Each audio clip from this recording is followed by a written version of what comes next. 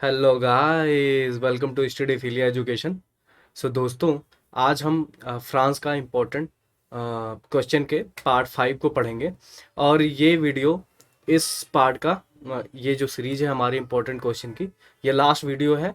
इसके बाद हम प्रीवियस ईयर के क्वेश्चन आंसर को डिस्कस करेंगे। जो भी क्वेश्चन पूछे गए हैं 2000 से लेके 28 तक, वो भी हम 3 से 4 वीडियो में ख़त्म कर देंगे। देन हम स्टार्ट करेंगे।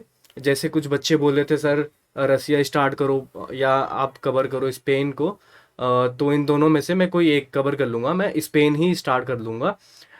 स्पेन और रसिया पढ़ने के बाद फिर हम पढ़ेंगे हमारी जो ये कह सकते हो ईस्ट एशिया, एशियन जो कंट्रीज है, चाइना, जापान, है ना, कोरिया, इन सबको डिस्कस करते हुए साथ साथ में हम इंडिया को भी डिस्कस कर लेंगे, है ना। जो भी हम हमको पढ़ते हुए चलना है। जब भी हम कोई कंट्री डिस्कस कर रहे हैं बच्चों, चाहे वो यूरोपियन कंट्री हो, चाहे हम मिडिल ईस्ट को डिस्कस करते हैं, है ना। तो जो भी कंट्री हम पढ़ेंगे, इंडिया के रिलेशन में ही पढ़ेंगे बहुत सारी चीज़ें। और इंडिया को भी हम डिस्कस करेंगे, जैसे मैंने अभी बताया आप सभी को। आई होप आप सभी ने थोड़ा इंतज़ार किया होगा। दोस्तों, मुझे कंटेंट फॉर्म करना, क्योंकि मेरे पास कंटेंट बहुत ज़्यादा होते हैं। अब मुझे वहाँ से डिसाइड करना होता है कि वो चीज़ें आपके लिए क्या इम्पोर्टेंट है, क्या नहीं है ना। पढ़ाने को मैं बहुत सारी चीज़ें पढ़ा सकता हूँ, लेकिन वो अगर आपके एग्जामिनेशन में पूछा ही नहीं जाए तो वो कोई काम का नहीं है। एक जो प्लानिंग होती है, स्ट्रेटजी, क्या पढ़ना है, और सबसे इम्पोर्टेंट बात होती है हमें क्या नहीं पढ़ना है, तो इस पे हमें ध्यान देना होता है। तो फाइनली तो कुछ ही क्वेश्चन मुझे मिले कि जो मुझे लगा अभी आपको बताना ये इम्पोर्टेंट है। और सारे इवेंट जो आज तक हुए हैं, अभी जहाँ तक हम पढ़ रहे हैं, चाहे वो जर्मनी हमने पढ़ा या फ्रांस पढ़ा, वो सारी चीज़ें आपस में कनेक्टेड हैं और सारे डॉट कनेक्ट हो जाएंगे। ठीक है, तो इसमें भी ये वीडियो ज़्यादा लंबा नहीं करेंगे। कुछ ही क्वेश्चन हैं, उनको आप डिस्कस करके इंपॉर्टेंट फैक्ट को ख़त्म करते हैं आज। चलो दोस्तों, फिर बढ़ते हैं। और हाँ दोस्तों, लास्ट वीडियोस में जैसे मैंने बोला था, लास्ट में इस क्वेश्चन का मैं आंसर आपके साथ डिस्कस करूंगा, तो वो अनफॉर्चुनेटली मैं भूल गया था, तो माफ़ी चाहूँगा। तो यहाँ पे चलो देख लेते हैं। ये क्वेश्चन मैंने आपसे पूछा था, ग्रेट फियर ऑफ फ्रांस। और ग्रेट फियर ऑफ फ्रांस था क्या दोस्तों? तो मैं आपको बताऊं दोस्तों, जब फ्रेंच रेवोल्यूशन स्टार्ट हुआ था, है ना, 1789 में, और जब बेस्टाइल फोर्ट भी पे स्टॉर्मिंग हुई थी, लोगों ने वहाँ पे स्टॉर्म स्टॉर्म कर दिया था, है ना। वो सारी स्टोरी मैं आपको बता चुका हूँ। उसके बाद होता क्या है, ऐसे सीरीज ऑफ इवेंट स्टार्ट हो जाते हैं दोस्तों, है ना। और जो लोग होते हैं कंट्री साइड में, मेनली जो पीजेंट्स थे, उन्होंने क्या किया था, रिवोल्ट कर दिया था अपने फ्यूडल लॉर्ड्स के अगेंस्ट में, है ना। जैसे कि किसी वहाँ पे बहुत सारे, एक तो लोग कोई भी मैसेज फॉर्म होता था, उसको मिस इंटरप्रिटेशन भी कर लेते थे। और यहाँ पे बात क्या हुआ उस टाइम पे दोस्तों, मैं आपको बताऊं। ये जो पीजेंट्स थे, इनको बताया गया कि ये जो फ्यूडल लॉर्ड्स हैं, है ना, किसानों के खेतों को जलाने के लिए कुछ आदमी रखे हुए हैं, और वो सारी फसलें जला देंगे पीजेंट्स के, है ना। तो ऐसे में और भी कुछ चीज़ें मिस इंटरप्रेट हुई, बातें फैलाई गई लोगों में आपस में। तो जो पीजेंट्स थे वो भी गुस्सा हो गए, उन्होंने रिवोल्ट कर दिया। जो फ्यूडल लॉर्ड थे, है ना, ये समझ सकते हो एक तरीके से ज़मीनों को छीनने लग गए, मार काट, ये सारी चीज़ें होती है, जैसे आपने सारी चीज़ें देखी होंगी। तो ये स्टार्ट हो जाता है। और दूसरा था वहाँ पे चैत्य होते हैं दोस्तों, आपको पता, चैत्य जस्ट लाइक कैस्टल। तो कुछ फेमस कैस्टल भी थे, जहाँ पे जाते थे पीजेंट्स या और भी जो रेवोल्यूशनरीज पीपल होते थे, वहाँ के फ्रेंच पीपल, वो जाके हमला एकदम से बोल देते थे। और जो भी सारी चीज़ें होती हैं, in search of foods and all, जो भी क्राइसिस चल रहा था उस टाइम का, मैंने आपको बताया था फ्रेंच सोसाइटी कैसी थी, है ना। मेनली फूड के प्राइसेस इतने ज़्यादा बढ़ गए थे, तो उनको खाने की जो भी चीज़ें थी वो छीन लेते थे, चोरी कर लेते। तो वही, तो इसका जो अगर सीधा सा आंसर देखें, ये ग्रेट फियर क्या था, ये ग्रेट फियर ही बोला गया था।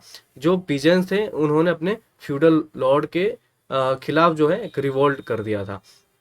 ये आपका क्लियर आंसर होगा। बाकी जो ऑप्शन है, स्टॉर्मिंग ऑफ बेस्टाइल फोर्ट, ये बिल्कुल नहीं है ग्रेट फियर, है ना। और revolt against the king Louis 16, ये भी नहीं होगा, क्योंकि ऐसा कुछ है नहीं जो साफ सा। रिवोल्ट क्या था, रिवोल्ट आपको मैं बताऊं, वो यही था, लुई 16 के खिलाफ कोई रिवोल्ट नहीं किया था पीजेंट्स ने, या वहाँ की जनता जनता ने किया था। बट वो इस तरीके से नहीं किया था कि रिवोल्ट कर रहे हैं, बस बेस्टाइल फोर्ट पे ही उन्होंने एक तरीके से आप देख सकते हो रिवोल्ट बोल सकते हो। बट जो ग्रेट, उसको हम ग्रेट फियर नहीं बोल सकते, ग्रेट फियर यही था क्योंकि जो वहाँ के फ्यूडल लॉर्ड्स थे वो काफ़ी डर गए थे, है ना, जिस तरीके से रिवोल्ट करते थे वहाँ के पीजेंट्स वगैरह, है ना। वो क्योंकि उनको लगता था कि हाँ, जिस तरीके से क्योंकि हुआ भी रहा होगा दोस्तों, खेतों में आग भी लगवा दिए गए होंगे पीजेंट्स के, सारी चीज़ें, तो एक बदले की भावना से, तो इस तरीके से वो रिवोल्ट कर रहे थे, अपने फ्यूडल लॉर्ड्स थे, है ना। तो ये चीज़ें यहाँ पे आपकी क्लियर हुई। हम अगले क्वेश्चन को लेते हैं। ये अगला क्वेश्चन आपसे पूछा गया था, who is the author of count, पूछा जा रहा है, सॉरी पूछा नहीं गया था, माफ करना, who is the author of the count of Monte Cristo. और ये काफी इंपॉर्टेंट क्वेश्चन है। जब बुक्स एंड ऑथर की हम बात करते हैं, आजकल काफी ट्रेंड में है, जो भी एग्जामिनेशन आ रहे हैं उनमें ये चीजें पूछी ही जाती हैं, तो आपको ध्यान रखना है। तो ऑप्शन की तरफ देखें तो पहला ऑप्शन है विक्टर ह्यूगो, है ना, इमाइए जोला, अलेक्जेंडर ड्यूमास, जेन पॉल सात्रे, है ना। अब एक बारी के लिए आप चाहो तो, अगर आप में से किसी ने पढ़ा हो तो वीडियो को पॉज करो, और जो कमेंट बॉक्स है उसमें आप इसको अटेम्प्ट कर सकते हो इस क्वेश्चन को। आई होप आप सभी ने कर लिया होगा। तो चलो इसको हम इस तरीके से देखते हैं। इसका जो राइट आंसर अगर आपको डायरेक्टली चाहिए तो मैं दे सकता हूँ, अलेक्जेंडर ड्यूमॉस। तो एक और फेमस बुक है दोस्तों, मैं आपको बताना चाहूंगा, जो अलेक्जेंडर की काफ़ी फेमस है, अलेक्जेंडर ड्यूमास की, और एग्जामिनेशन में प्रीवियस ईयर में पूछे ही गए हैं और पूछे जाते हैं। तो इसलिए मैं ये बुक यहाँ पे इसलिए इंपॉर्टेंट कर रहा था क्योंकि ये राइटर जो है, जो ऑथर है, ये काफ़ी इंपॉर्टेंट है दोस्तों, अलेक्जेंडर ड्यूमास। तो काफ़ी ज़्यादा पूछी जाती है। हो सकता है कि ये भी आने वाले एग्जाम में पूछा जाए, the count of Monte Cristo, क्योंकि ये जो अलेक्जेंडर ड्यूमास हैं इनके बारे में थोड़ा समझते हैं। इन्होंने एक और बुक लिखी, काफ़ी फेमस बुक है, और वो बार बार कहीं ना कहीं एग्जामिनेशन में पूछी जाती है, द थ्री मस्कीटियर्स। तो इनके जो ये नॉवेल्स हैं, और ये जो काउंट ऑफ मोंटे क्रिस्टो, ये तो रोमांटिक नॉवेल है। ये जो इनके नॉवेल्स हैं, थ्री मस्केटियर, या जो बुक्स हैं, जो भी ये लिखते हैं, इन पे काफ़ी सारी फ्रेंच मूवीज भी बनी है और काफ़ी पॉपुलर हैं दोस्तों, है ना। तो एक तरीके से हमारे इंडिया में जो मूवी बनी थी, थ्री इडियट्स, तो इसी द थ्री मस्केटियर को इससे इंस्पायरेशन लेके ही बनाई गई है ना। ऐसा नहीं है उसमें इंजीनियर समथिंग कुछ दिखाया गया है थ्री मस्केटियर में। अगर आपको पढ़ना, आप पढ़ सकते हो बुक की समरीज एंड ऑल, मूवीज भी हैं आप देख सकते हो। ऐसे ही फोर मस्केटियर्स भी बनी हुई हैं, और द मस्केटियर्स भी मूवी बनी हुई है इनकी। तो अगर कुछ थ्री मस्केटियर्स या मस्केटियर्स, फोर मस्केटियर्स के ऑथर का नाम पूछा जाए तो आपको डायरेक्टली अलेक्जेंडर ड्यूमास पता होना चाहिए, और आपको यही लगा के आना है ना। तो आपका एक मार्क कंफर्म हो जाएगा। और ये फ्रेंच ऑथर हैं, फ्रेंच राइटर हैं, ये आपको क्लियरली पता चल गया होगा, है ना। और काफ़ी पॉपुलर नॉवेल्स हैं इनकी जो इन्होंने लिखी हैं, और काफ़ी पॉपुलर हैं, इनकी सारी नॉवेल्स को पढ़ा गया है, और जैसे मैंने बता दी, इतनी पॉपुलर है कि मूवीज़ बनी हुई हैं, है ना। तो इस तरीके से आपको खासकर ये दो बुक के नाम तो आपको याद होने ही चाहिए, और अलेक्जेंडर ड्यूमास आपको भूलना ही नहीं है ना। The three musketeers, the count of Monte Cristo. तो मुझे लग रहा था दोस्तों कि अभी तक जो मैंने वीडियो बनाई है ऑलमोस्टली कवर कर दी। कुछ कुछ चीज़ें जो छोटी थी, जो बहुत ही इंपॉर्टेंट थी, मुझे बतानी थी, इसलिए थोड़ा सा in search of content and ये इनको फॉर्म करना थोड़ा सा वक्त लग रहा था मुझे, और कुछ मेरे अपने खुद के भी बीच में काम आ गए थे, ऑफिशियल ऑफिस के वर्क, तो इसलिए मैं नहीं बना पाया। तो इवन अभी मैं रेडी हूँ कहीं जाने के लिए, मैंने सोचा मैं वीडियो बना के ही जाऊँगा और डाल के जाऊँगा, है ना। क्योंकि अगर आज लेट हो गया, फिर कल संडे है, फिर भी लेट हो सकता है, काम तो आते रहेंगे। आपके वीडियोस, आपकी पढ़ाई नहीं रुकनी चाहिए, मेरी सोच ये है दोस्तों। तो आगे बढ़ते हैं दोस्तों। अगला क्वेश्चन लेता हूँ मैं। When did women get the right to vote in France? ये सिर्फ फ्रांस की बात ना करें, पूरे वर्ल्ड की बात करें दोस्तों, जो ये वुमेन थी, है ना, चाहे हम फ्रेंच रिवॉल्यूशन पढ़ रहे हों 1789 का, है ना, या अगर देखा जाए अमेरिका को इंडिपेंडेंस मिली थी, है ना, ये चीज़ हुई। और nationalism in France, sorry Europe में बहुत सारी कंट्रीज में नेशनलिज्म की भावना उमड़ रही थी। जो मोनार्की था वो हट रहा था, कॉन्स्टिट्यूशनल मोनार्कीज आई, रिपब्लिक भी हो रहे थे लोग इलेक्ट करके। बट ये जो वुमेन की राइट की बात आती थी, तो वहाँ पे हर कोई पीछे हो। हालांकि ये लोग पार्टिसिपेट करते थे सारी चीज़ों में, है ना, वुमेन वहाँ की रैलीज में सारी चीज़ें अपोज करना। बट इनको कभी, मतलब ये समझ सकते हो कि due to patriarchal society in Europe, और देखा जाए इंडिया में भी वहीं से आई है ये जो पेट्रियार्टिकल सोच है हमारे इंडिया में भी अभी तक है कुछ चीज़ें, तो ये यूरोप की ही देन है मैं दोस्तों, वहीं की देन मैं मानता हूँ।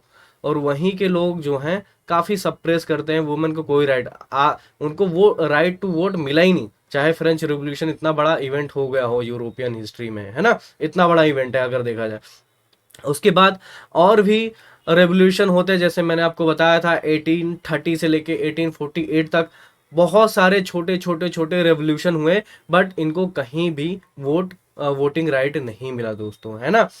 तो ये काफ़ी इम्पोर्टेंट है दोस्तों, इसीलिए ये मैं क्वेश्चन लेके आया हूँ।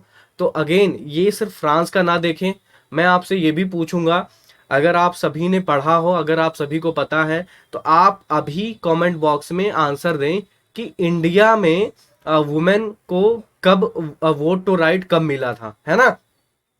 चलो छोड़ो, मैं बता ही देता हूँ। इंडिया एक ऐसी कंट्री है दोस्तों, जब इसको आज़ादी मिली, आज़ादी के जस्ट जैसे ही आज़ाद हुआ, तभी से ही वुमेन को वोटिंग राइट मिल गए थे।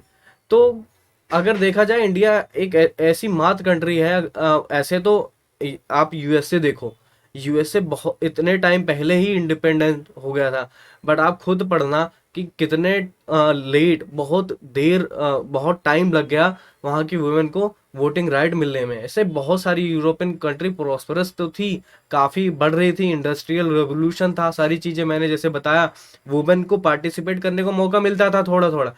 बट जहाँ वोटिंग राइट की बात आती थी, वहाँ पे इनको स्टैंड नहीं मिलता था कहीं भी दोस्तों। तो अब यहाँ पे ऑप्शन है आपके पास 1791, 1830, 1940, 1944। इसमें से आप बताओ कि भाई ये जो वुमेन का वोट टू राइट था, हाँ, राइट टू वोट था, इनको कब मिला था। चलो एक बार ये आप अटेम्प्ट कर लो, नहीं पता है आप सर्च करके भी कमेंट बॉक्स में अटेम्प्ट कर सकते हो, और नहीं तो मैं तो हूँ ही बताने के लिए। सो दोस्तों मैं आपको बताऊं, चाहे वो फ्रेंच रिवॉल्यूशन हो, मैंने अभी जैसे बताया 1830 से लेके 1848 का भी जो रेवोल्यूशन हुआ, है ना। अब चाहे फर्स्ट रिपब्लिक रहा फ्रांस में, आया सेकंड रिपब्लिक आया, वुमेन जो थी फ्रांस की, उनको कहीं उनको वोटिंग राइट नहीं मिला। अब आता है दोस्त बात 20th सेंचुरी की। 20th सेंचुरी में भी काफ़ी बड़े बड़े इवेंट हुए। वो इवेंट इस तरीके से भी हुए यूरोप में, जैसे रशियन रेवोल्यूशन आया, तो उसको जब हम पढ़ेंगे वहाँ पे हम समझेंगे वुमेन की कंडीशन और उनको राइट, उनकी फ्रीडम, इक्वालिटी और वोटिंग की बात। बट यहाँ पे वर्ल्ड वॉर 1 होता है, वर्ल्ड वॉर 2 भी हो जाता है। अब इससे पहले ये जितने भी मेजर इंपॉर्टेंट इवेंट्स हुए, है ना, तो तब जाके ये जब खत्म होता है आपका 1945 में अराउंड, आपका वर्ल्ड वॉर 2 खत्म होता है। तो उसी के पहले जो कॉन्स्टिट्यूशन था वहाँ का फ्रांस का, उसमें ये जो वुमेन को राइट टू वोट था, वहाँ पे इनको दिया गया पहली बार 1944 में। हालांकि जब फर्स्ट जनरल इलेक्शन हुए 1946 के फ्रांस में, तब वुमेन ने पार्टिसिपेट किया था वोटिंग में। तो ये समझ सकते हो किस तरीके से कितना ज़्यादा प्रोग्रेस किया यूरोपियन कंट्री, खासकर फ्रांस भी बहुत सारी चीज़ें की, बट वुमेन को अभी तक कोई वोटिंग राइट नहीं मिला था। तो 1944 में इनको कागज़ पे मिला राइट, बट 1946 में इन्होंने वोट दिए थे जब फर्स्ट जनरल इलेक्शन हुए थे। तो ये फ्रांस की रही बात यहाँ पे। और अब आपके लिए होम टास्क है। होम टास्क ये है, आपको पढ़ना है, सर्च करना है, गूगल करना है, जो भी करना है। आप ये कंट्री के नाम में बोल रहा हूँ, आप उनके सर्च करके मुझे 1 बाय 1 कमेंट सेक्शन में अपना आंसर लिखेंगे। पहला, मैंने इंडिया का बता दिया, इंडिया को हटा दो। रसिया में कब वोटिंग राइट मिले वुमेन को? ऐसे ही आप जर्मनी में देखेंगे कब मिला वुमेन को वोटिंग राइट। सेम अब आ जाते हैं इधर ईस्ट एशियन कंट्री, आप जापान और चाइना का भी बताएंगे। मैंने 4 कंट्री के लिए बोला है आपको वोटिंग राइट। आपको बताना है जर्मनी और रसिया का कब मिला वुमेन को, और यहाँ ईस्ट एशिया में आपको बताना है जापान और चाइना में वुमेन को कब वोटिंग राइट दिया गया। तो ये रही ऑल एक्सक्लूसिव बात on right to vote in France, या आप अराउंड द वर्ल्ड बात बोल सकते हो, है ना। और भी कुछ चीज़ें हैं अगर आपको लगती हैं कि पढ़नी चाहिए स्पेन के रिगार्डिंग में, उनको कब वहाँ पे वुमेन को राइट वोट टू राइट मिला था, वोटिंग राइट कब मिला, वो भी आप देख सकते हो। बट 4 तो आप जरूर देख लीजिए, फ्रांस का, इंडिया का मैंने आपको बता ही दिया है। तो आगे बढ़ते हैं दोस्तों। ये है उस टाइम की पिक्चर 1944 की, है ना। काफ़ी क्योंकि दोस्तों इन्होंने भी काफ़ी रोल प्ले किया है, चाहे फ्रेंच रिवॉल्यूशन हो, कोई सा भी इवेंट होता था मेजर पार्ट, वुमेन हमेशा पार्टिसिपेट करती हैं। जैसा कि आज के टाइम पे आप देख रहे होगे ऑल इंक्लूसिव म्यांमार में जिस तरीके के प्रोटेस्ट चल रहे हैं, वहाँ पे जो महिलाएं हैं, है ना, किस तरीके से एक तरीके से रिवोल्यूशन कर रही हैं, कि जो वहाँ पे एक तरीके से कि वो डिमांड कर रही हैं डेमोक्रेटिक गवर्नमेंट की, है ना। क्योंकि आपको पता है वहाँ पे डिक्टेटरशिप, वहाँ पे जो मिलिट्री है उन्होंने अपना सत्ता स्थापित कर दिया है वहाँ पे। वहाँ के जो डेमोक्रेटिक गवर्नमेंट थी, एक वुमेन थी, है ना। और जिस तरीके से उनको तुच्छ समझा जा रहा था, उनको राइट नहीं दिया जा रहा था, पेट्रियोटिकल थॉट्स हैं वहाँ पे, रिलीजन है, और एक काइंड ऑफ बिलीफ है वहाँ का, है ना। तो वहाँ से अभी ये हाल में ही सारे इवेंट हुए हैं। करंट आप जब भी पढ़ रहे हो सारी चीज़ें, करंट अफेयर को देख के समझो। हिस्ट्री नेवर चेंज, ये एक स्टेटमेंट है दोस्तों, आपको याद रखना है। हिस्ट्री रिमेन सेम, बट उसमें इवेंट जो हैं टाइम टू टाइम होते रहते हैं, और बस इवेंट, उसका फोटोज, उसकी थोड़ी सी हुलिया बदल जाता है इवेंट का, बट जो होती है हिस्ट्री सेम, वो अपने आप में खुद को रिपीट करती है दोस्तों।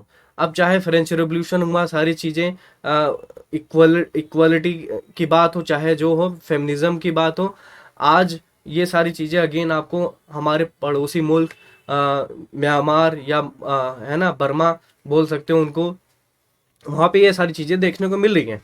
तो इसी तरीके से फ्रांस में भी ऐसे अपराइजिंग होती थी, इन्होंने अपने हक की लड़ाइयाँ लड़ी, है ना, इक्वालिटी के लिए, फ्रीडम ऑफ स्पीच के लिए, सारी चीज़ें।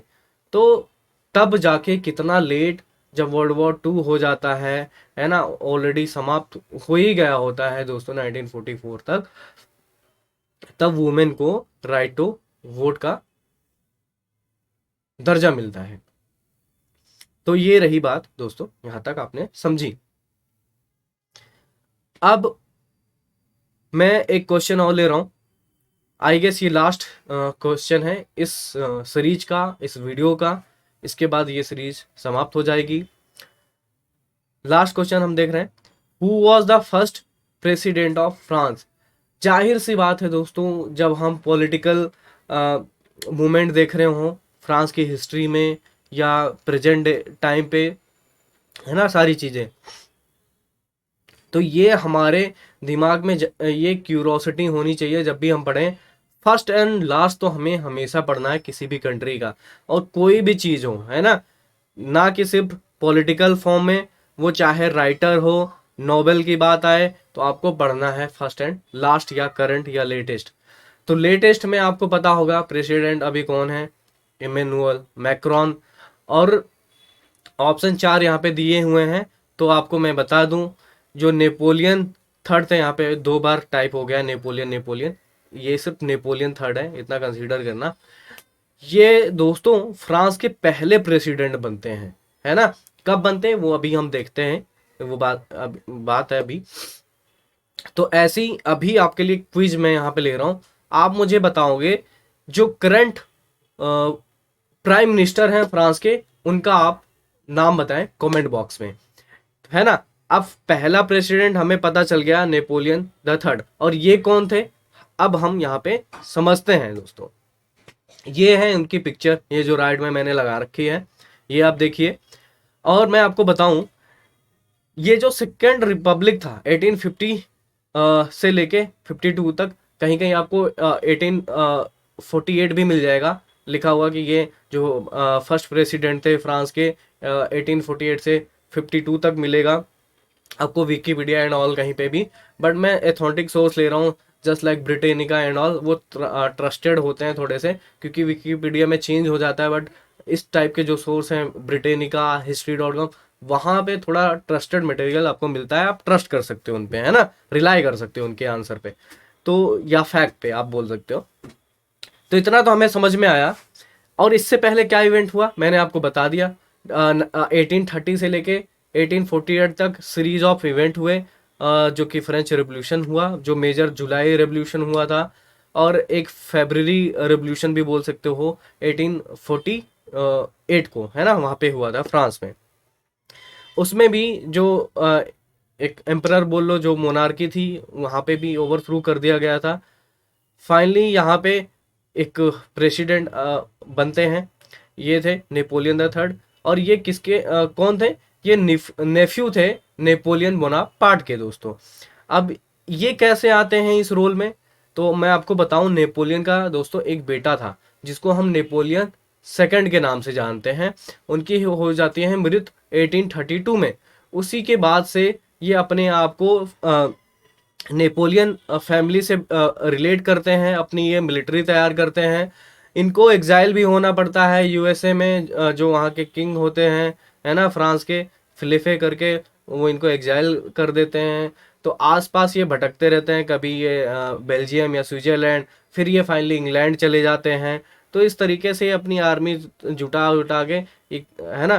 तो ये 1848 में जो रेवोल्यूशन होता है, उसी के बाद ये प्रेसिडेंट बनते हैं। आपको इतना याद रखना है। इस स्टोरी तो बहुत बड़ी है, अगर आप पढ़ोगे बीच की, तो वो हमें अभी इंपॉर्टेंट नहीं है आपके लिए। जो मैं बता रहा हूँ बस इतना ही इंपॉर्टेंट है, ये समझिए आप।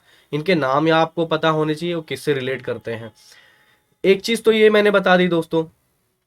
अब इन्होंने दोस्तों दो चीजें, जो मेन चीज है इनका, जो कंट्रीब्यूशन रहा हिस्ट्री में, वो हम समझेंगे। वो काफी बड़ा कंट्रीब्यूशन, चाहे वो इकोनॉमिकली हो या ईज ऑफ डूइंग बिजनेस आप बोल सकते हो, कुछ समथिंग लाइक, उसको हम समझेंगे। इन्होंने अपनी कंट्री को 2 दशकों तक प्रॉस्पेरिटी में रखा, है ना। और दूसरा, इनके टाइम में सारी चीज़ें स्टेबल रहीं। नेपोलियन द थर्ड के टाइम में फ्रांस में, हालांकि यूरोप में बहुत सारी चीज़ें हो रही थी। और अभी तक देखें, आज का जो का जर्मनी है, वो जर्मनी नहीं था, है ना। अभी तक यूनाइट नहीं हुआ था, अलग अलग हिस्सों में बटा हुआ था जर्मनी भी। जिसके 2 मेन स्टेट थे, प्रूसिया और ऑस्ट्रिया, जो मैंने आपको बताया ही था। तो अब इसको ऐसे उस इवेंट से रिलेट करो जो मैंने आपको बताया था। एक लड़ाई लड़ी जाती है, फ्रैंको जर्मन वॉर, 1870 से लेके 71 तक। और ये वॉर कब किसके बीच लड़ी जाती है, ये फ्रांस और जो प्रूसिया होती है, उनके बीच ये लड़ाई होती है। और जब ये लड़ाई समाप्त होती है, और इसमें क्या होता है दोस्तों, फ्रांस की हार होती है ना। और यहाँ पे प्रूसिया जीत जाता है। और अब जो जर्मनी है यहाँ पे यूनाइट हो जाती है। और एक किसी बच्चे ने पूछा था, ओटो वॉन बिस्मार्क, जो पहले चांसलर बने थे जर्मनी के, है ना। जर्मनी आप ऐसे बोल सकते हो, या एम्पायर, एक एम्पायर ही था, है ना। वहाँ के वो पहले चांसलर बने थे, ओटो वॉन विस्मार्क 1871 में। क्योंकि जो ये लड़ाई थी फ्रैंको जर्मन वॉर की, जो लड़ाई थी ये 71 में समाप्त होती है। देन ट्रीटी साइन होती है ना। उस ट्रीटी में आपने जब मैंने आपको पढ़ाया था जर्मनी का, तो वहाँ पे मैंने पिक्चर भी लगाया था किस तरीके से ट्रीटी साइन होती है फ्रांस में ही लड़ाई के बाद। और अभी जर्मनी की बात करें तो ओटो वन विस्मार को पहला चांसलर बनाया जाता है ना, जर्मन एम्पायर का। क्योंकि वहाँ पे भी मोनार्क तो रहते ही हैं, है ना, एम्परर होता है। और फिर जब हम वर्ल्ड वॉर देखते हैं 1914 से 1814, एट सॉरी 1918 में, जब फर्स्ट वर्ल्ड वॉर ख़त्म होता है, तो जर्मनी में जो विलहेल्म सेकेंड होते हैं, है ना, एम्परर, उनको हटा दिया जाता है। फिर एक गवर्नमेंट बनाई जाती है जो टेम्प्रोरी होती है, फिर उसको हटा दिया जाता है। उस गवर्नमेंट का नाम, बहुत सारी चीज़ें हैं। जहाँ तक मैं आपको बस इवेंट को, जो आपके डॉट हैं वो कनेक्ट हो जाए, इसलिए मैं ये चीज़ें बता रहा हूँ। तो फ्रैंको जर्मन वॉर हुआ, ये आपने कनेक्ट कर लिया। और यहाँ पे auto von Bismarck first chancellor भी बन जाते हैं, आप कनेक्ट कर लो अपने डॉट। और एक और इवेंट है दोस्तों, मैं आपको यहाँ पे बताना चाहता हूँ, वो है स्वेज कनाल का, जो इनकी देन है। इन्होंने प्रमोट किया था किसको? बिल्डिंग ऑफ स्वेज कनाल को। हालांकि इसके बिल्डर कोई और हैं, उनको हम आगे समझेंगे। और इन्हीं की जो देन है मॉडर्न एग्रीकल्चर इन फ्रांस, और जिसकी वजह से जो फेमाइंस थी फ्रांस में आती रहती थी, भूखमरी के कारण थे। क्योंकि बहुत सारे रिवोल्ट और रेवोल्यूशन सिर्फ भूख की वजह से होते थे फ्रांस में, है ना। सफिशियंट नहीं था, एग्रीकल्चर इतनी मॉडर्न नहीं थी, हार्श विंटर्स हो जाते थे। तो इनके जो नेपोलियन थर्ड थे, है ना, इनके टाइम में ये दो चीजें हुई, एक स्वेज कनाल, दूसरा मॉडर्न एग्रीकल्चर, है ना, जो फ्रांस को भुखमरी से बचाता है। और यहाँ पे फ्रांस क्या होता है, एग्रीकल्चर एक्सपोर्टर भी बनता है दोस्तों। जैसे मैंने बताया, 2 दशकों में काफी प्रॉस्पर्टी की थी, प्रॉस्परस हुआ था फ्रांस। अब आते हैं स्वेज कनाल की बात करें, तो स्वेज कनाल में आपको बताऊं पहले लाई कहाँ करता है। हालांकि मैंने वर्ल्ड मैप लगाना मैं यहाँ पे मैं भूल गया, बट ये रिमेंबर करो, ये है इंडियन ओशियन, है ना, सॉरी अरबियन ओशियन। और इसके नीचे है इंडियन ओशियन। और इसके थोड़ा सा यहाँ से ईस्ट में जाओगे, आपको भारत मिलेगा, हमारा प्यारा भारत इंडिया। तो अब ये देखिए, सऊदी अरबिया है, इसको अरबियन पेनिसुला बोला जाता है। आपको याद रखना है, ये वर्ल्ड का लार्जेस्ट पेनिसुला है। जियोग्राफी भी आप साथ साथ पढ़ते चलिए। और ये है रेड सी, और ये है मेडिटेरेनियन सी। तो ये है इस्थमस ऑफ स्वेज। अभी पहले आपको समझना है स्वेज कनाल बना कैसे था। तो इस्थमस ऑफ स्वेज था, एक नैरो स्ट्रिप है लैंड की, उसी को इस्थमस, इस्थमस किसे बोलते हैं? एक जो नैरो पार्ट होता है, लैंड होता है between two larger water bodies, उसको इस्थमस बोलते हैं। बहुत नैरो स्ट्रिप होती है। तो ये जो नैरो स्ट्रिप थी, पहले मैं आपको बताऊं, जो व्यापार होता था यूरोपियन को अगर व्यापार करना हो, इंडिया में आना हो या एशिया में इधर, तो काफी घूम के आना पड़ता था। अफ्रीका के उस साइड से एटलांटिक ओशियन, है ना, नीचे से फिर पूरा अफ्रीका, फिर नीचे इंडियन ओशियन, देन आके वो व्यापार करते थे। तो ये जो मेडिटेरेनियन सी था और ये रेड सी था, और इस कैनाल को इसी पर्पज से ही बनाया गया था। अगर इसको यहाँ से जोड़ दी जाए तो काफ़ी सारा डिस्टेंस कम हो सकता था, जो कि काफ़ी इकोनॉमिकल हो जाता व्यापारियों के लिए।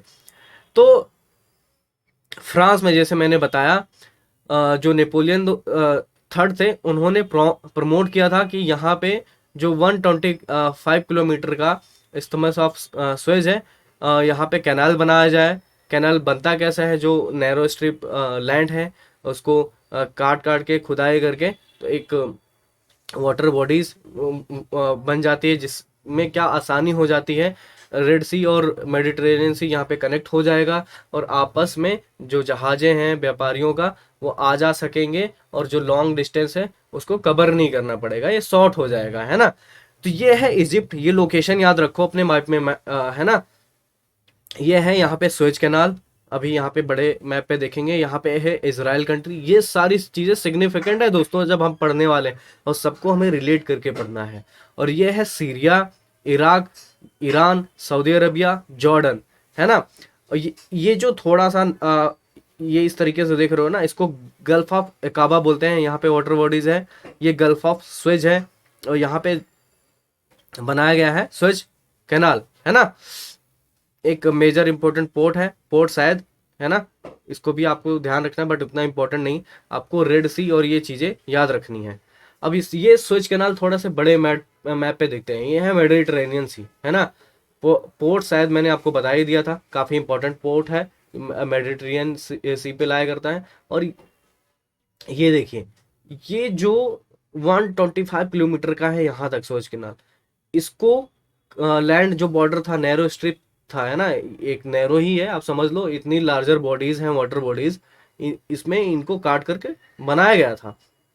हालांकि इसमें बहुत सारी कहानियां हैं, इसमें ब्रिटिश बोल सकते हो एम्पायर उस टाइम का, वो भी इवॉल्व रहते हैं। इधर इजिप्शियन गवर्नमेंट है, वो भी इवॉल्व होते हैं। अब्दुल नासिर जिनको भी बोलते हैं, है ना, उनको भी आप देख सकते हो। तो इस तरीके से अभी हम समझेंगे वो भी सारी चीज़ें जो अभी इंपॉर्टेंट है, वो समझो समझो जब हम इजिप्ट ये सारी चीज़ें पढ़ेंगे, मिडिल ईस्ट, है ना, या वेस्ट एशिया, तब हम इनको और अच्छे से कवर करेंगे। बट अभी के लिए जो इम्पोर्टेंट मैं बता रहा हूँ, ये आप समझो, स्वेज ऑफ कैनाल को इसको बनाया गया था। इसकी लोकेशन देख लो, ये गल्फ ऑफ स्वेज मैंने यहाँ पे जो ये दिखाया रेड सी, ये गल्फ ऑफ स्वेज है। तो इस तरीके से इसको जोड़ा गया। ये है सेनाई पेनिसुला, ये इजिप्ट को बिलोंग करता है। इसके लिए भी कुछ लड़ाइयाँ हुई थी इजराइल और इजिप्ट में भी, है ना। तो वो भी हम डिस्कस करेंगे बाद में। तो ये चीज़ें आपने देख ली, कवर हो गई होगी, है ना। ये है ओमान, ये है यमन। कंट्री आपको ऐसे याद रखनी है दोस्तों, माइंड में मैप बना होना चाहिए हमेशा के लिए आपको, तभी मज़ा आएगा आपको आंसर करने भी में भी, आपको रटना नहीं है कुछ भी, ठीक है। तो इतना आपको समझ में आ गया। कभी कोई सा भी क्वेश्चन घुमा के पूछ सकता है कि जो गल्फ ऑफ सुएज है वो कहाँ पे है ना। तो इस तरीके से पूछ लेगा। रेड सी से रिलेटेड कुछ पूछ लेगा। जब हम सऊदी अरबिया पढ़ेंगे, इसके कुछ मेजर पोर्ट्स होंगे, या जैसे अभी हम पोर्ट शायद हम पढ़ रहे हैं, है ना। इससे रिलेटेड कुछ पूछ लेगा, ये पूछ लेगा कहाँ लाई करता है, तो ऐसे ही दे देगा रेड सी में लाई करता है, मेडिटेरेनियन के सी के पास है। तो जब ये चीज़ें तरीके से पढ़ोगे तब आपको क्लियर रहेंगी सारी चीज़ें, है ना। आगे देखते हैं। अब दो इंपॉर्टेंट पर्सनालिटीज और हैं, तो ये जो स्वेज कैनाल से इनसे रिलेट करते हैं। पहले तो हम देख लेते हैं इम्प्रेस इग्विनी। ये जो फ्रेंच इम्प्रेस हैं, ये किसकी वाइफ थी? ये नेपोलियन द थर्ड की थी, है ना। ये इनकी वाइफ थी। इन्होंने इनोग्रेशन किया था स्वेज कैनाल का, है ना, उस टाइम पे 1950s के टाइम पे, जब अपने आइडियाज़ को प्रमोट कर रहे थे नेपोलियन द थर्ड, है ना, स्वेज कैनाल के आइडियाज़ को डेवलप करने के लिए। अब ये वो पर्सन है जिनका नाम आपको याद रखना है, जिनको बिल्डर बोला जाता है या डेवलपर बोल दो स्वेज कैनाल का। इनका नाम है फर्डिनेंड द लेसेप्स, है ना। इस तरीके से आप फर्डिनेंड द लेसेप्स याद रखो। ये है उनकी पिक्चर, है ना।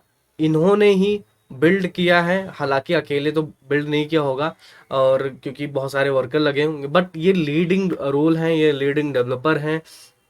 इन्होंने ही इसको बिल्ड किया है। अगर पूछा जाएगा आंसर तो आपका फर्डिनेंड द लेसेप्स है। इन्हीं को बिल्डर माना जाता है, डेवलपर माना जाता है स्वेज कैनाल का। और ये कौन है दोस्तों? ये फ्रांस के डिप्लोमेट है फॉर्मर, तो अभी तो रहे नहीं होंगे, तो जैसे मैंने यहाँ पर लिखा है, फ्रेंच डिप्लोमेट हैं और बाद में ये डेवलपर बन जाते हैं सुएज कैनाल का। और ये मैं आपको बताऊं, स्टार्ट तो हो जाता है दोस्तों 1950s के दशक से, और इसका जो टाइम रहता है कि 1965 तक इसको कंप्लीट करना है। बट ये क्या हो जाती है, बहुत सारी चीज़ें यूरोपियन पावर आने लगती हैं अलग अलग तरीके से अपने मोटो से, तो अपने शेड्यूलिंग टाइम से 4 साल डिले हो जाता है। 1869 जो मार्च का टाइम होता है, इसको तब ओपन किया जाता है उसी टाइम पे, और इसको ज्वाइन कर दिया जाता है मेडिटेरेनियन सी से रेड सी को, है ना। और जैसे मैंने बताया था, जो सेलिंग डिस्टेंस है ना, जो जहाज़ें हैं, बड़े बड़ी समुद्री जहाज़ें, जो जिस तरीके से व्यापारी होते थे उनको काफ़ी लॉन्ग डिस्टेंस कवर करना पड़ता था, अब शॉर्ट हो गया था। तो ये थी चीज़ें। और इस्थमस मैंने आपको बता दिया था वो क्या होता है, एक नैरो स्ट्रिप होता है लैंड का, और जो कि कनेक्ट करता है to larger land mass and separate करता है टू वाटर बॉडीज को। अब यहाँ पे बात आई लार्जर लैंड मास। ये एक लार्जर लैंड मास है और इधर भी लार्जर लैंड मास है ना, और ये लार्जर वाटर बॉडीज हैं, तो इनको सेपरेट करता है। ये नैरो स्ट्रिप्स होता है, इनको हम समझ बोलते हैं। आई होप इतना क्लियर हो गया होगा दोस्तों। इनका रूल आपने समझ लिया, फेर्डिनेंड द लेसेप्स को समझ लिया। हालांकि ये इतनी इंपॉर्टेंट नहीं है, बट हाँ, इवेंट एक स्टोरी की तरीके से आप पढ़ रहे हो तो पढ़ना इंपॉर्टेंट है सारी चीजें। तो आज हमने ये चीज यहाँ पे खत्म कर दी। हमारा फ्रांस के इंपॉर्टेंट फैक्ट्स, इंपॉर्टेंट क्वेश्चन हमने पढ़ लिया है। जितना मैंने पढ़ा दिया वो बहुत इंपॉर्टेंट है, कहीं से भी कुछ भी पूछा जा सकता है, आपको पढ़ते रहना है दोस्तों। अब हम जो सीरीज लाएंगे 4 से 5 वीडियोस में, फ्रांस के प्रीवियस ईयर के जो क्वेश्चन पूछे गए हैं 2000 से लेकर 2020 तक, वो भी हम कवर कर लेंगे। तो बस आज की वीडियो में दोस्तों इतना ही। अगर आपकी स्टिल कोई डाउट है France related, culture, event, festival, political, है ना, हिस्ट्री, कोई भी डाउट है, आप बेझिझक कमेंट बॉक्स में कमेंट कीजिएगा। मैं ज़रूर लूँगा आपके कमेंट को सीरियसली और आंसर करूँगा प्रॉपरली, ताकि आपके सारे डाउट क्लियर रहें। तो आज के इस वीडियो में दोस्तों बस इतना ही। मैं पुनीत तिवारी आपसे विदा लेना चाहूँगा। Signing off. Thank you for watching. Thank you.